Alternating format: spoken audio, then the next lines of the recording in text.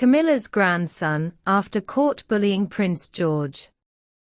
It was a sunny Sunday afternoon on the royal estate, the kind of day the British press might describe as picturesque and serene, with green lawns stretching across the Balmoral grounds, the laughter of royal children filling the air, and tartan blankets spread beneath a marquee, where royals gathered for what appeared to be another carefully curated image of familial unity. But behind the smiles and photo-ready appearances, something far less charming was taking place. A confrontation that would shake the Windsor household to its core and force a long-overdue reckoning behind palace doors. What started as a casual royal family picnic, arranged under the initiative of King Charles himself, soon became the setting of a scandal no amount of protocol could cover. The story that emerged in hushed whispers and later exploded into public headlines was simple on the surface yet charged with deep emotional and political consequences. Camilla's grandson had been caught bullying Prince George. And the fallout would be unlike anything the royal household had faced in years. According to multiple insiders who later spoke on condition of anonymity, the initial signs were subtle.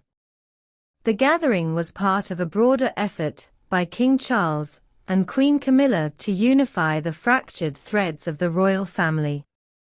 In an effort to present a modern and blended monarchy, Charles had organized this get-together between the Wales children, George, Charlotte, and Louis, and Camilla's grandchildren, who until then had largely remained outside the spotlight. The event was meant to be informal, a bonding experience to bridge the often invisible yet undeniable social divide between the Windsors and the Parker Bowles descendants.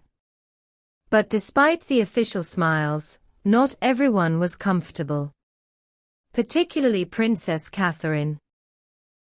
Friends close to her reveal she had been uneasy with the idea from the outset, wary of mixing her children with a group that did not share the same expectations of royal conduct, duty, and upbringing. George, the heir in training, carried a different weight on his young shoulders. At just 11 years old, he had already begun learning the unspoken rules of monarchy, restraint, decorum, and the quiet burden of legacy. The same could not be said of Camilla's oldest grandson, a boy reportedly outspoken, unruly, and emboldened by the quiet confidence that came from being close to the Queen Consort. On that fateful afternoon, while the adults sipped Earl Grey and discussed charity initiatives, the children were encouraged to play freely.